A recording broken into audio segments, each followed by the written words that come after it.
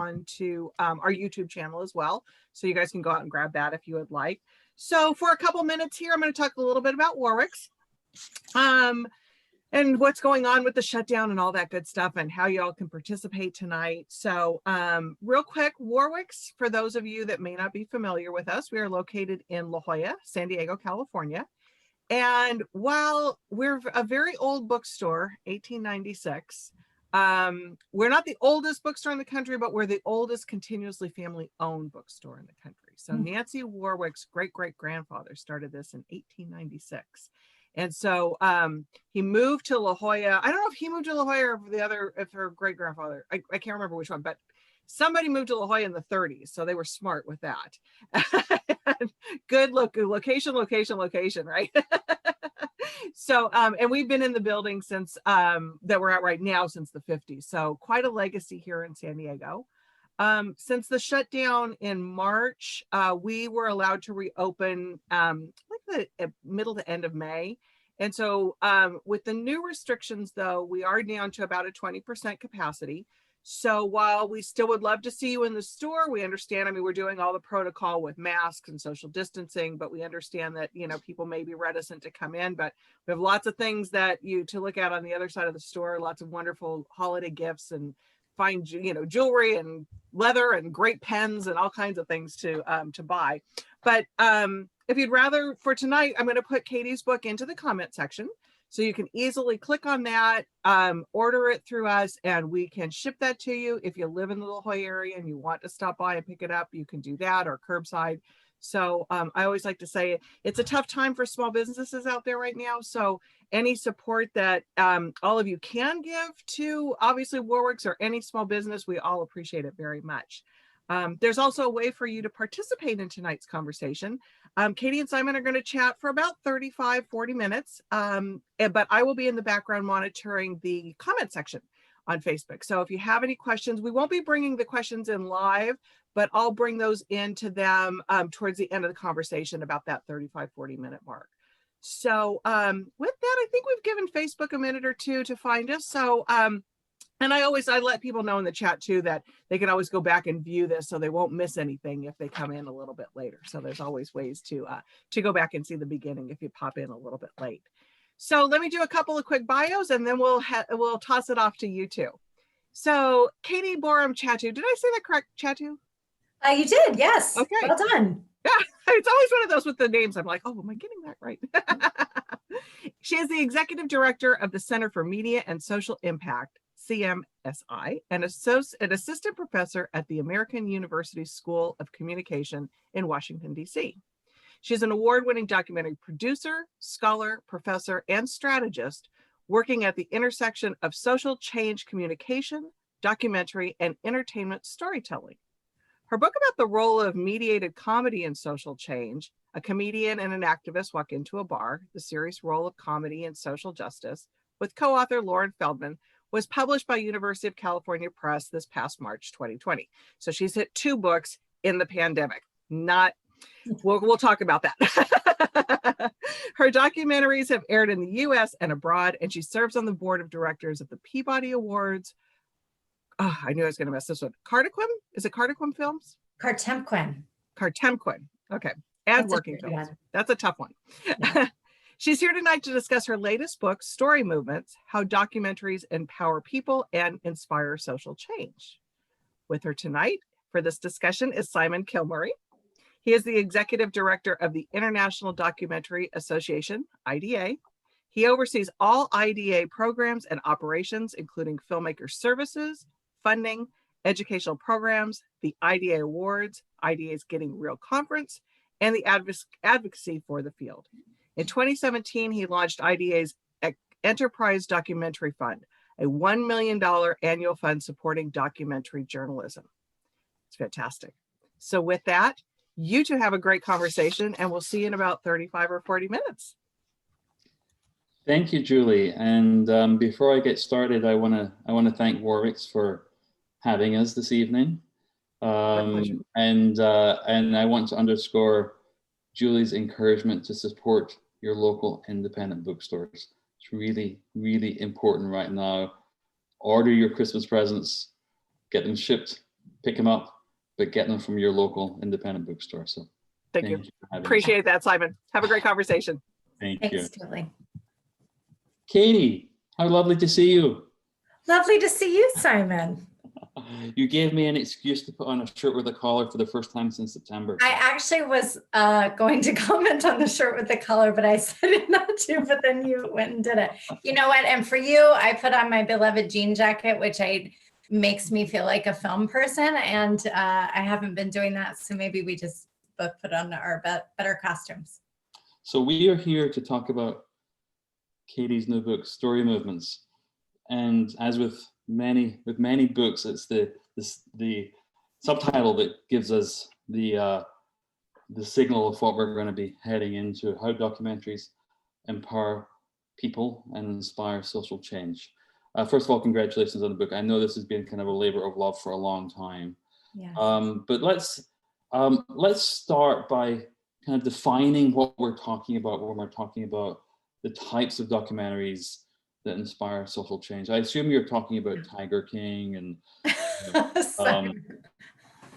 but maybe you can give us a little bit of an overview, give us a set of the landscape and the qualities that you're looking at here. Yeah, indeed. Well, thank you also to Warwick's and to Julie for having us. And I echo everything that you said, Simon, about supporting local businesses. And when we think about independent bookstores and also our love of independent film, which is so close to our hearts about documentary, we're kind of all in this together. And so we very much appreciate being hosted. And thank you to you, Simon, for being in this conversation with me. You've always been one of my great documentary friends and heroes. And so I get a little nervous on a book talk with you because you know so much more about documentaries than I could have put in my book. So hopefully I can keep up. But thanks for the opening question. And thank you to everyone who's joining us, whether you are a member of our field, whether you are a friend of Simon or I, or if you're just someone who really loves documentaries. And so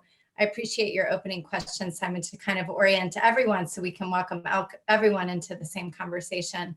So I want to say from the outset that it's important to know that this book is about also a special time in documentary storytelling. And it's not about all documentaries. You know, the documentary, as we know, is made up of many, many genres and styles. And sometimes I think that we talk about documentary like it's a monolithic idea, but it is as diverse in its creative and artistic enterprise as other forms of media and entertainment. So we're talking about documentaries that interrogate and illuminate social issues and lived realities, right? And so that's the very basic answer to Simon's question about what kinds of documentaries. But this is a book also about documentaries and social change. And so what that really means in the way that I've articulated is, what is it about documentaries and documentary people that are contributing intimate, real stories about lives and how they are lived? And what is it about experiencing that work that progresses our culture to be have a broader lens on what life looks like in communities that maybe not our own, maybe communities that we will never see, maybe our own communities that we don't see well represented otherwise in the scripted media environment or in journalism. And also the activism part of it is important because we're in this moment of great transformation. And the book actually opens with me on the road producing a movie about Walmart in 2005. And that now sounds like ancient history. But 2005 was quite meaningful when we think about the nexus of documentary storytelling and also activism, because in 2005, right after that time period, you know, we were a couple of years into having Final Cut Pro, the editing system that suddenly everybody had access to. And before that, if you wanted to edit a film, you had to use Avid or one of the, you know, something that basically a motion picture studio would use. And then that was the year that YouTube started. And then following quickly after that, we have Facebook, we have Twitter, and then the streaming networks follow after that. So activism in that moment changed dramatically in what we call the networked era, where people could really participate. And filmmaking changed too. And so I remember, and you probably do too, Simon, like literally I remember the summer that we stopped filming on tapes and started filming on cards. And it was that 2005, 2006 moment. And so documentary opened up in a very big way, I think, starting at that moment and progressing, sort of opening the door to new filmmakers, new ways for audiences to experience documentaries, and frankly, new ways for communities and activists to basically speak up about issues of injustice. And so all of those ideas really converge in this book, which is to talk about the kinds of documentaries that we think are meaningful, but also sometimes the mobilization and community work that happens around them. And then to quickly answer your question on the nose, because I know that I didn't do it yet. What kinds of films are we talking about? You know, we're not talking about ideologically driven, partisan, mission driven, what I call visual essays, right? So we might call a sort of Dinesh D'Souza or a Steve Bannon kind of film, ideologically driven, very clear. Well, I don't know if it's clear to people or not, but upon analysis, we might say we can see this sort of ideological mission. So we're talking about the kinds of films that you and I are talking about, Simon, that I talk about in the book, the kinds of films that you have made in your life and supported are films that are largely made by independent makers, or they are editorial independence is held strongly in the hands of the storytellers, rather than being sort of fully architected inside the gates of commercial media organizations. They have what I call civic motivation, which is civic is a sort of broader and more expansive, and I think actually a more communal idea than saying that things are politically driven, because it says something about the shared common good and about progress. The other traits include, of course, a sense of artistic and creative value, entertainment value. Documentaries have certainly progressed over the last 120 years to become quite entertaining. And also the filmmakers have a motivation toward truth. And truth, as you'll read about in the book when you buy it from Warwick's, you know, truth in documentary doesn't mean that we're doing the sort of view from, let me not say this in a derogatory way because I don't mean it in that way. It means that sometimes the filmmaker names his or her or their own gaze, which does not mean that the film's not truthful, but it means that they are providing a subjective lens. And so sometimes I think that films are more truthful when they do that, when they sort of name the gaze from which it comes. So yeah, it's an exciting moment for documentaries. I think it's an exciting and challenging moment for documentary makers, of course. It's always been challenging to make art. It's always been especially challenging to make independent art that is free of agendas. But it's also a beautiful moment for many people to discover documentaries in new ways. So there's a lot to unpack in there. But let me start. Let's go back in time because you talked about the history, and you talk about this at the beginning of the book, the kind of the nascent history of documentary with Grierson, for example. And we'll get into the more complicated contemporary narrative that's happening around some of that work currently, which is interesting. But take us back into that historical moment where this new form of storytelling was emerging, if you can. Yeah, I promise this answer will be shorter, Simon. Good. It's like I brought you in and we just kept slowly falling down into the rabbit hole of words. So yes, I'll say here for our audience that I am not a historian, and I'm not a documentary historian. And there are many beautiful documentary history books that folks can buy if you want the full, detailed, comprehensive history documentary. But what I tried to do in my book in chapter 2 is to write what I called the historical highlights of documentary and the nexus with social change. So it's not just documentary writ large. It's how have documentaries that have emboldened community voices and allowed news stories to emerge beyond what we were seeing on news at the time, right? So it's very much about documentary and social change, those moments. So documentary itself emerged out of kind of an interesting set of paradoxes. So on the one hand, it was the turn of the early 1900s with new camera equipment, but also a lot of tragedy happening in the United States and around the world with the Great Depression, Industrial Revolution, a lot of poverty, a lot of demographic changes, a lot of confusion. And so we go into the Great Depression and, incredible hardship. And then also we have the dawning of Hollywood and film around the world, which is like this new gear. And so documentary kind of emerges in that moment, which is both sort of a kind of social reform idea, but also the artistry of scripted film. And so I'll just jump ahead and say, there were the very big early roots of documentary. And I know you and I have talked about this, it would be not truthful to say that documentary does not have at its very roots a colonial view. And actually, if you all will indulge me, I'll read this. I have this quote from a scholar on page 6, and I quoted it because it actually made me laugh out loud, which quoting scholars does not always do to me, but it's such a funny quote. So there's a lovely documentary scholar named John Corner. He's very well known. And he wrote, this is his quote on page 6 of my book.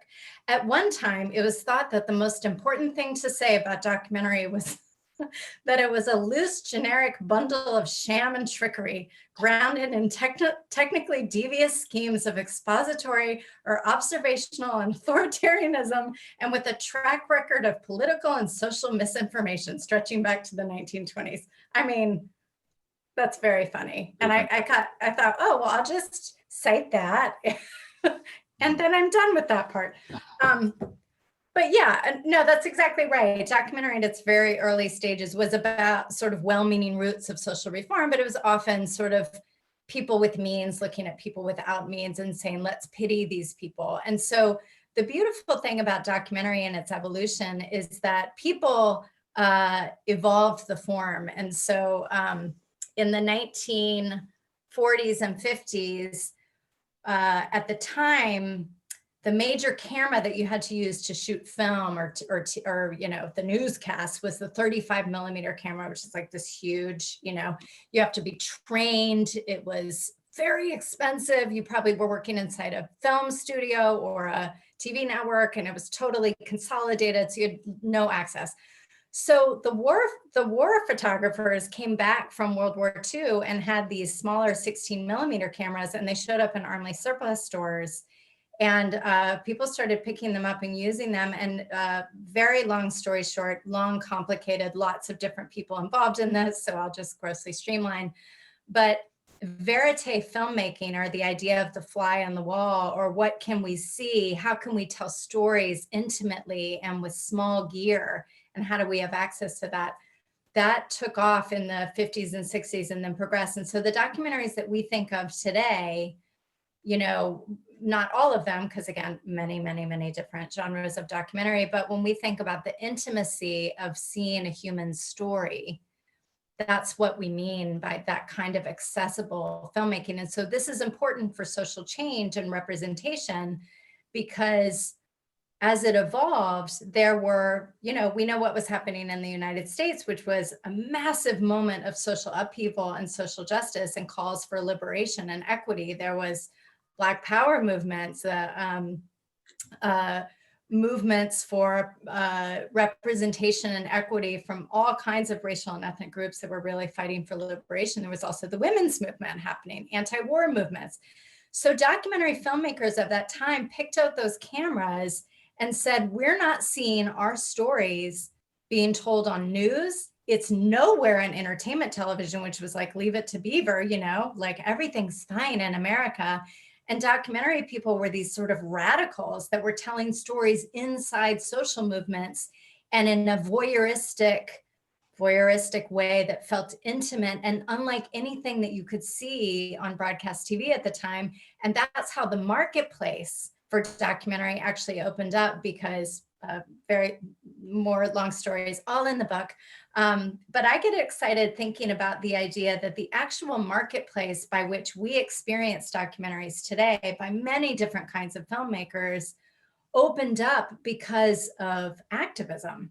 Mm-hmm. It opened up because people were very discontented at seeing these sort of pacifying narratives about what was happening. And we're tired of people telling their own stories. And so, yeah, it has evolved. Now, documentary, like any art form, we still have major challenges of representation and diversity. And this is true of the entire media landscape, and that's true. But one of the things that's always energized me about documentaries is also documentary people. Mm-hmm. I think that documentary people are courageous and supportive and loving and community-like, and I like imagining that scrappiness kind of was there all along, and part of that, and that has evolved, over time. It's interesting, you talk about the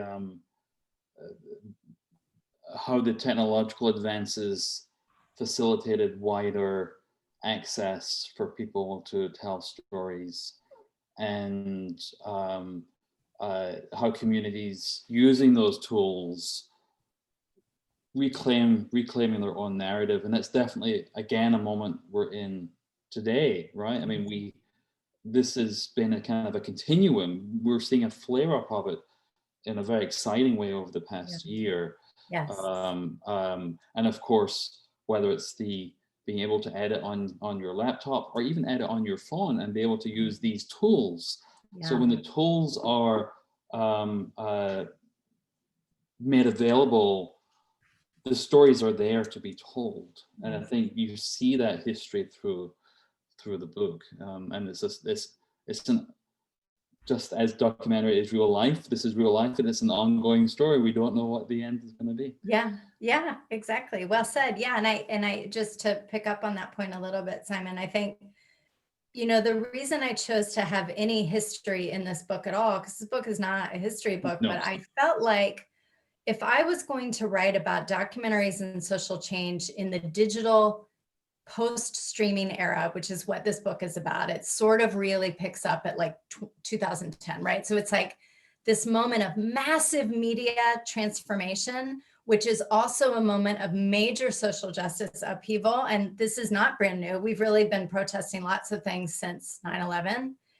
So it's been a century of unrest, right? If you think about that so far, we're 20 years in, and I don't know, I still vividly remember Iraq war protests in 2003 and 2004. So what I was going to say about that is that at moments of, this is the big sort of pattern and through line, I had to include history because you can't pick up and talk about documentaries and social change at a moment of social justice and media transformation without saying, we actually have been through this in a different way before. The greatest progression of documentary that happened before this moment was a moment that felt like this one, where television was brand new. People didn't know how to program it yet. PBS opened up also because at that point, the networks were calling broadcast television a vast Newton Minow called television a vast wasteland. And so then all of a sudden they thought that documentaries on broadcast TV would make regulators take off the pressure, and then major unrest in the streets around racial inequalities in the 1960s literally led to the creation of PBS and the creation of the whole public broadcasting system. So I get very excited making those parallels, and I want to make those parallels for contemporary filmmakers and film people to know that our field was birthed from that, right? It took lots of flaws, of course, lots of struggle still to be had, but documentary became something different than how it started, because filmmakers and activists kind of set the stage. And I think you're right, Simon. I think that we're in a similar moment. And so the book really picks up at the beginning of that media transformation time to say, well, what are we in now? Because it's quite different. You know, I couldn't have written this book in 2005. This would be a massively different book. In 2010, this would have been a massively different book. I felt like this was the time. And frankly, in 10 years, it's going to be quite different too. But this is a moment to seize if we're thinking about the kinds of documentary landscape that, you know, we want to create. And, you know, what do we think about this field and how it develops? There's a great range of films and subjects that you cover in the book, and I want to know how you go about deciding which films to focus on, which films to pick. That must be incredibly hard. Yeah, I mean, and there's no real perfect way to do that, because, you know, a book is so tricky because you want it to be evergreen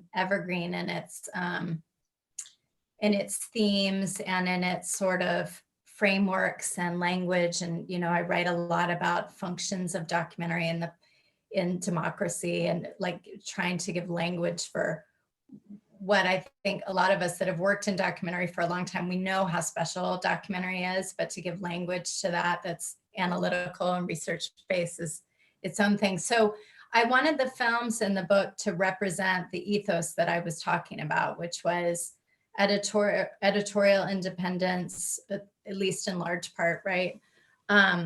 Commitment, a civic motivation, commitment to some sort of progress in the social good, entertainment value for sure. And also it was important that the films were close in some way to the subjects that they were telling stories about. And I say close in some way, and I leave that a little bit deliberately open to say that, you know, investigative stories come to people in a lot of different ways. Intimate, verite stories come to people in a lot of different ways. But if filmmakers were working within a particular community, I tried to choose films that were the maker and the story made perfect sense. And so let me give an example. You know, and also stories that represent what I think documentary does so well, which is provide a mechanism of counter storytelling. And counter storytelling, I don't mean that in a marginalizing way at all. I actually mean it quite in the opposite. I mean that we know in the mainstay of scripted entertainment and journalism, we know there are major stories, regions, people, communities that are completely left out of the portrait that we see, the whole cultural portrait, or people who are not seen enough, or stories that have been distorted. So we know all of that is true.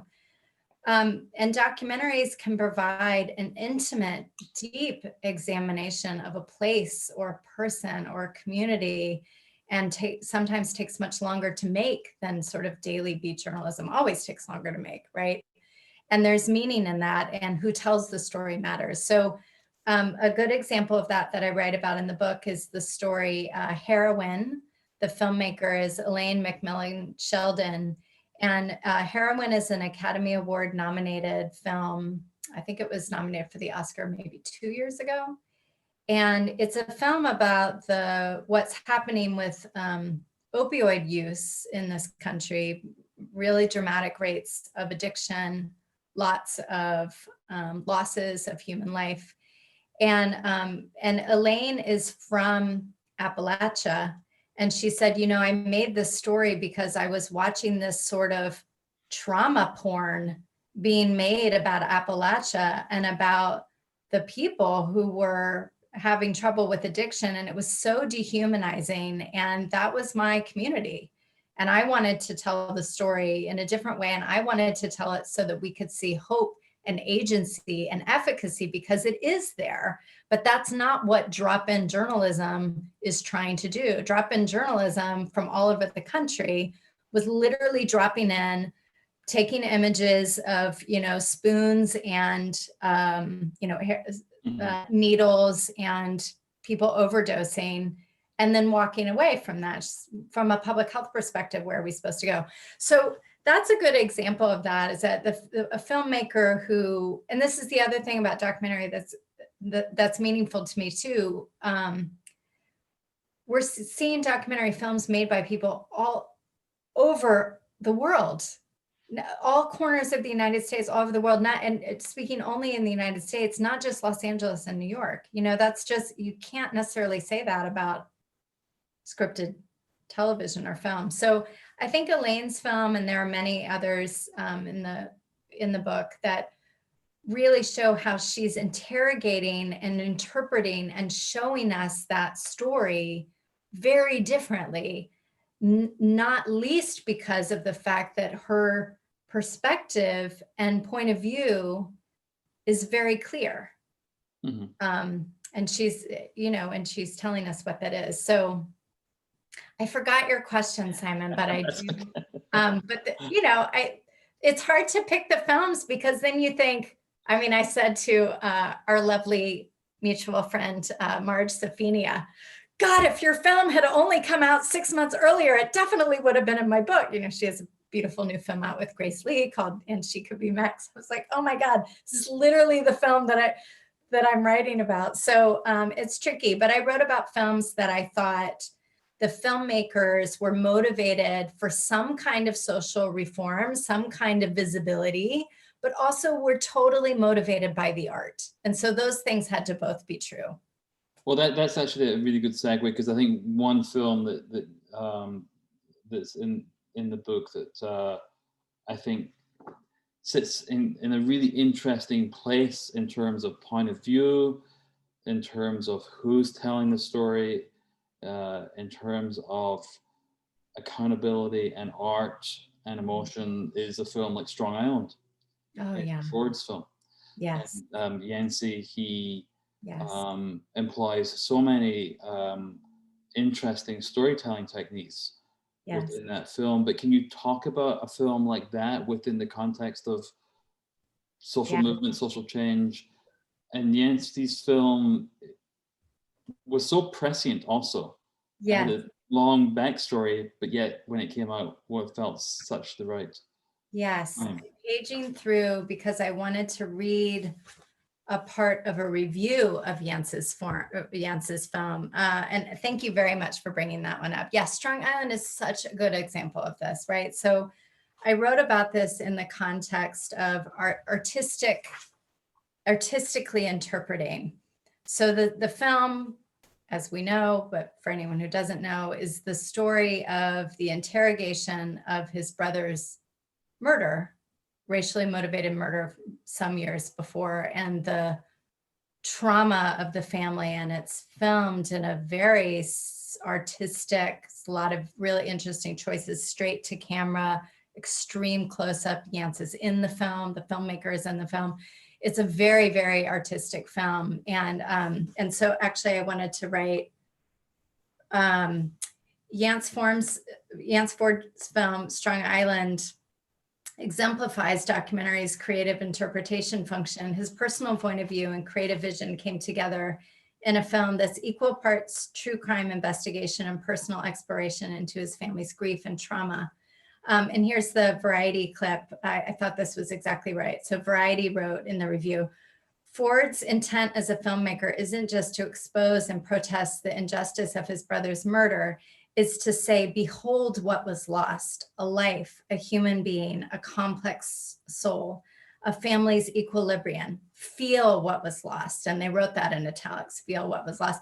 And I think that's the point of that film, right? Is that you watch it and you feel discomfort and sorrow and this connection. So yes, that film, while artistically so unique relative to other films that we might think of in this sort of social issue perspective, it absolutely belongs in this canon. And I think its artistry makes it, frankly, even. Mm-hmm. And I would put a film like Hill County also in this point of view. I mean, Hill County is just brings back. I mean, how do you describe Hill County, Simon? It is an explosion of art and moments, and you watch it several times to get into the narrative and construct. How would you describe it, Simon? I don't know. To Hill County to me was like taking a bath. Oh, yeah, I love that. Where I felt a sense of immersion. Yes. Yes. And really trusted the person, in this case, Ramel Ross, the director, who was my guide and companion through that place and into the lives of these people. Yeah. But then you have very different films, equally as compelling, but films like The Invisible War, Amy Ziering and Kirby Dick's film. Yeah. A film which made change, right? A film which, we often talk about what change and impact does documentary film make, and it's hard to tie a specific line because documentary films exist within a broader social context with other social movements, and that's a heavy burden on any particular film. But that is a particular film where you can draw that line. So talk about that film and its impact. Yeah, well, yes, this is a good example of what I write about in the book. As you know, I write about these functions, like what are the functions that these kinds of documentaries play in democracy and in the culture when we think about social change. Because you're right, Simon, and I never write in the book that social change happens like this, because that is not true. No, but you're very clear about you complicate that narrative. Yeah, good. Thank you. I'm glad it felt. Yeah, and it should be, right? Because what I wrote in the very last pages of the book is that social progress is a complicated ebb and flow. There are victories, there are retrenchments, sometimes it feels like nothing is happening, but it's a cumulative effect. And documentaries are absolutely part of that. And the film that you're talking about, so when I write about these functions, counter storytelling, artistic interpretation, I also write about a monitorial function, which is something that traditionally we have applied really exclusively to journalism. When we say, well, there's a watchdog function of journalism, but documentaries also play a monitorial function, and investigative documentaries, which is what we would probably agree that we would call The Invisible War an investigative documentary. It was exposing something and also telling us something that we might not have known yet. And for those who are joining us and don't know about this film, it's about sexual assault in the US military. And it turns out that this is an issue that was kind of known and felt within the ranks of the military, but the civilian population, for the civilian population, this was largely unknown. So it was truly like a canary in a coal mine, situation. And so, yeah, I think the monitorial function of documentaries is as important as the monitorial function that's played by what we think of as sort of traditional journalism, but involves deep reporting, involves a commitment to truth and ethics and care for subject. This is when it's all ideal conditions, right? Of course. But yes, there's a chapter in the book where I talk about films that have changed policies and laws and have led to that kind of legislative change. And the important thing to say about that is really that what's most important to know is that, I interviewed the policymakers, staffers, and others who had been part of that. And what they all said was that if these films had felt like partisan ideological vehicles as sort of like PR, that wouldn't have moved any of us. But what all of those films shared, including a film called Semper Fi, a film called Playground, a film called Sin by Silence, they all shared these characteristics, which is that people felt like they had been exposed to a story and a truth that they had not seen before. And the intimacy and the emotion of learning about those lives and those situations was what led to literally, in one case, the law is named after the film. It's called the Sin by Silence Bill in California about domestic violence. So yeah, I mean, there's no one way that we would say social change happens, but I think I write, so this is what you do at the end of a long day. You look at what you carefully wrote in like February of 2018 or whatever, the before times. I wanted to be very purposeful as saying, documentaries play a vital role in democratic functioning and social progress with a motivation toward justice and equity. They have in a continuum of social change, which is how I like to write about it, to allow that this is not a sort of monolithic idea and it's often not immediate. But documentaries have incited national and local conversations, set media agendas, provided new lenses with which to see social problems and people, and sometimes contributed to changing laws and policies. Yeah, so it's a spectrum, but it, a cumulative effect, and sometimes a film can come along and shock our senses with that monitorial investigative function like The Invisible War, and we're grateful for that too. Hi, Julie. Hi, Julie. I see Julie's back, but before we go to audience, I have so many more questions, but I'm just going to ask one more, and then we can pick up the audience questions. And it's kind of the moment. So I recommend anyone look at the filmography in this book, because there's so many great films that you'll want to see after reading this. But what films are you watching now that you think are part of this tradition, this kind of part of the democratic discourse? I had that note on my phone, Simon, because I knew we would be doing this talk and we both would have had a really long day, and I did not want to be stupid about this question. Yes, so many. So I think the film that I mentioned just in passing, And She Could Be Next, Grace Lee and Marge. Which is going to be back up streaming on PBS, I think this week. Oh, fantastic. Okay, for great. 45 days. So. And Marge Safinia. That film,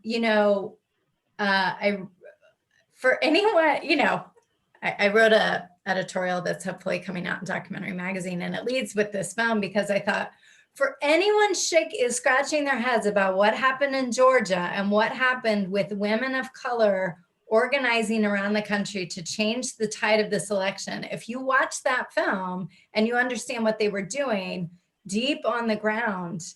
So this is another documentary monitorial function, like forecasting where things are going. So that one, I think, and I want to know yours too, Simon. I think Cities So Real on Hulu is that's on Nat Geo, right? Yes, on Hulu. Yeah, Steve. Yeah. And I also think True Justice, the Brian Stevenson documentary on HBO. He's just a remarkable person. And two films that I have not seen yet, but I'm very much looking forward to because I've been following them closely, is Belly of the Beast, which I know PBS, and Finding Ying Yang, which I believe HBO just acquired. And I think it opens virtual. It's opening theatrically in the next week or so, I believe. Yeah, I haven't seen those, but those are on my list. How about you? I'm going to just mention three real briefly. I'll be a little more disciplined than you.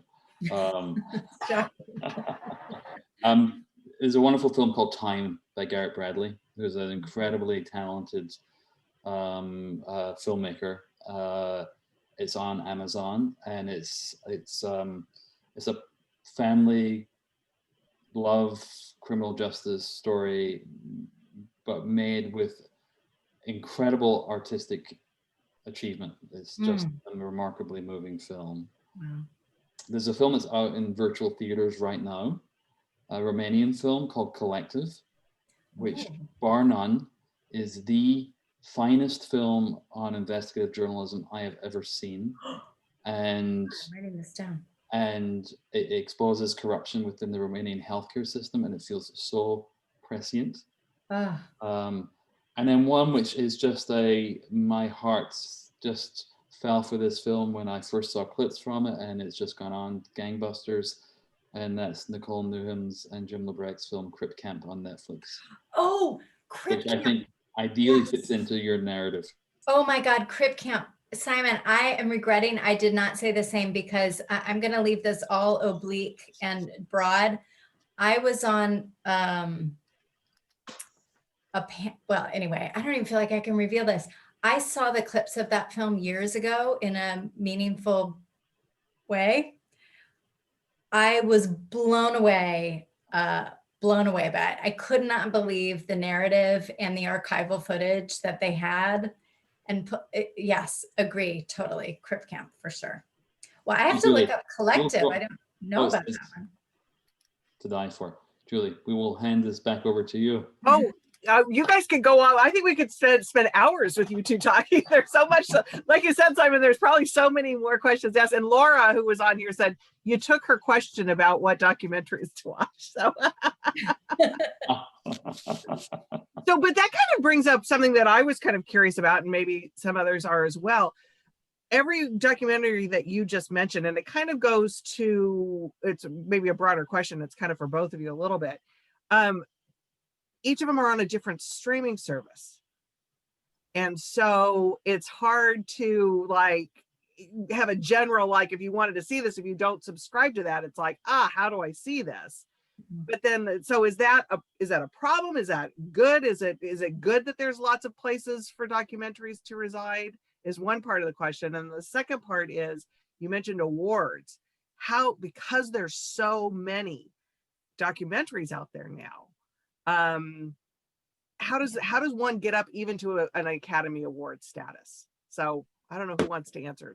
Maybe both of you can. I'm going to push the awards one to Simon, but I will say, just to give a nod to Simon's organization, IDA.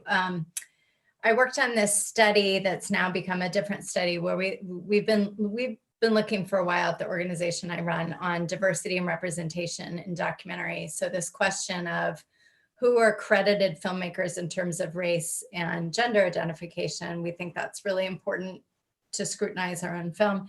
And as part of that, I had this question about, like, can we predict who will be nominated for the Academy Award based on the other film awards they get along the way? And very unscientifically, because I ended up not doing anything with this data, but actually one of the important predictor awards is the IDA Awards. Actually, that was the one that was consistently, that one and Cinema Eye Honors.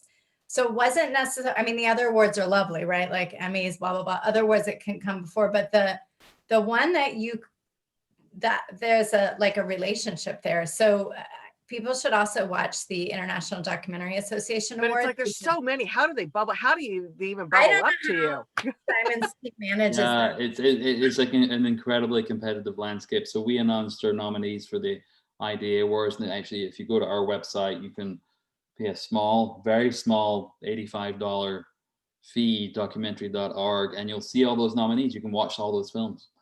But you're right. I mean, they are scattered over many different services. I mean, I think PBS doesn't get enough credit for the wonderful work it does on Independent Lens and POV and on other strands. But, you know, that's always been the case, right? We've always had, you know, Showtime and HBO and all these other outlets, and it can be hard. I mean, in terms of the awards, it's I think we do in our field put a little too much weight on it, because the awards are selecting films and it's inherently subjective. And I'm watching a lot of these films, and there's many wonderful films. I mean, wonderful films that will not, for whatever reason, end up on the Academy Award shortlist or get a nomination. But I hope that people will still make a little effort to find them, particularly on public television. I think because that's the thing, is that there's a monetary value. I mean, there's a monetary wall to get through to view some of these. And so then it's like, okay, if people are watching things like you mentioned YouTube, it's like, well, do we really want to trust things that are just out there on free too, you know? So there's like, there's all of that goes into, which is, you know, that there's, it's kind of hard. There's the big questions. Yeah, no, Which you're right about that. And one thing that I'll just add to what you said, Julie, just because I always want to be true to this, is that also, speaking only in the United States, we seem to have convinced ourselves that everyone has the broadband access and speed to actually access the streaming services, but this is not true in many parts of the country, many, many, many parts of the country. So we just don't address it very often, sort of in the public sphere. But to even get Netflix, for example, you have to have a certain broadband speed. And if you're in a place that's still using dial-up because it's either rural or underserved in some kind of way, I mean, these are really important things. So this goes back to the nod that I would add to Simon's about public broadcasting, because it's still available to people. right. Because it's so important. I mean, and that's, we can get into a whole conversation about the postal service too. I mean, there's so many, when you talk about rural communities, it's just like, you have to, that's a big swath of our country. And, and getting these messages into in those communities, I think is so important. So how we do that. And I think the other thing, to your point, Julian, whether you watch these things on YouTube or somewhere else, public television has a function of a public commons. It's, the programs that go out through that service are vetted, they're reviewed, they've gone through a process where we know that public television is standing behind that as a truthful representation of whatever it is telling. There's some vetting going on, yeah. And I think in this kind of, noisy media landscape, having that kind of vetting is more and more important. So important. So that brings up a question that Amanda had. And let's see. So she's curious to know if either of you has a metric, an obvious tell, for when the gaze of a documentary filmmaker becomes damaging or problematic. Simon, you should go first. Right.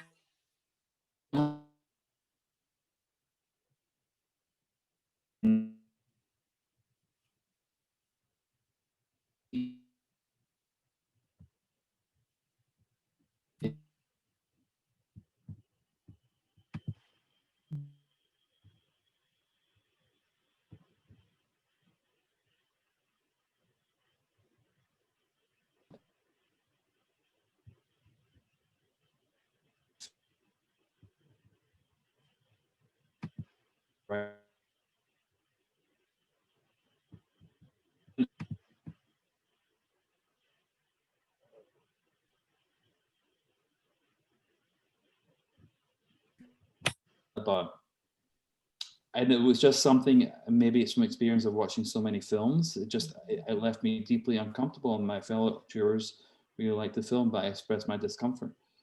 I came back, and in the fall, I was talking to someone very close to the film, and it turned out I was right.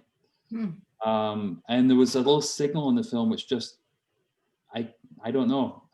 So I don't know if there's a metric for it, but I do think we have a desperate need for media literacy in this country, so that people can find their own space when they're looking at those films, so they know within their own selves how to make those judgments for themselves.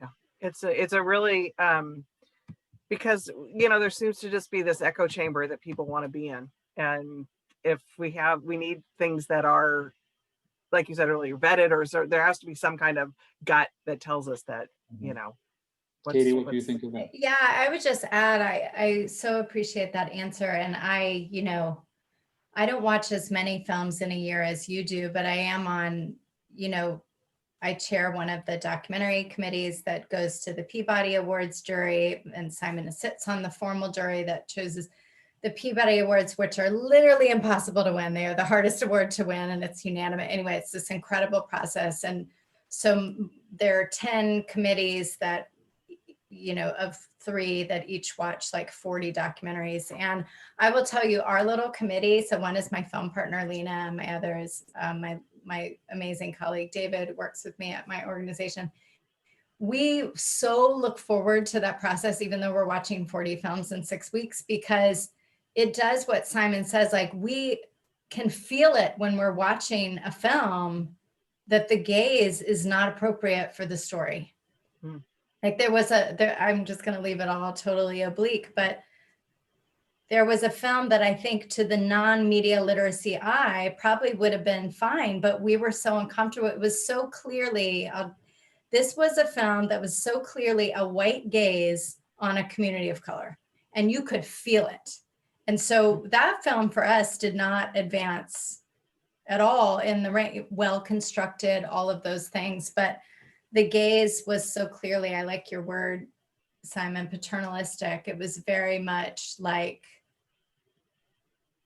it was a kind of pitying gaze, and it had no agency in it, and contrast that with many other films that we saw. So I don't know if there's a metric either, but I do think,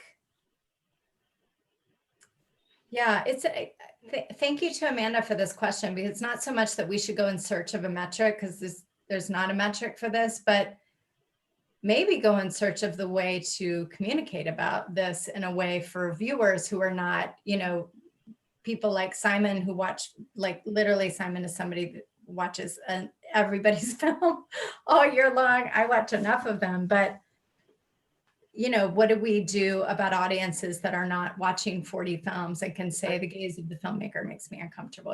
That's like a fairly filmmaker. And is there some, like for the streaming services, talk about PBS vetting, is there some responsibility for the streaming services? Yes, there are, there should be. There should be. The question, is there or should there be? It's not, Simon knows about the full vetting process because he literally ran POV, so I won't speak for Simon, but there does need to be a level of responsibility, on behalf of commission. Of viewers like me who wouldn't know, and so I see something that if I'm limited to one streaming service that I watch, and then there's only a limited number of things on that are documentaries, I would hope that there was some kind of vetting that goes on to them. But I don't know. It's a big complicated. There's an interesting story. I'll just add this real quick.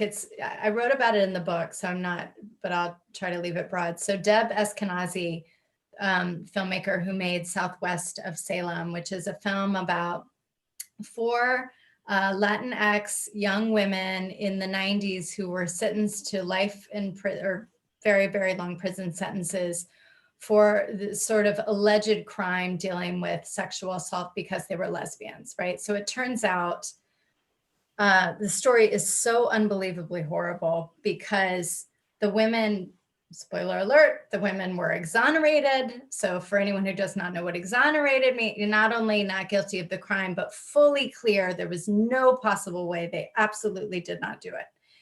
And the story is so traumatic. So Deb, I loved writing about her film and about her in the book because she's an example of what we're talking about, where she said, I made that film because I am a lesbian, Latinx woman living in Texas. And so were these women. So she said, I could go to the prison where they were, and we found trust and community with each other. And then she would screen the clips of the film for the queer community in her area, and so there was this collective. And she said, it was just me and my little, she's color photographer. She goes, look, it's just me and this shitty little camera. And so that's part of how we made the film. But she said, now there are some, going to leave it broad and open, of the new players that are literally, she said, sending crews down to the border of Texas and Mexico to interview people whose children have been separated. And they literally don't even speak Spanish and they've never been to that area. Now, how is that,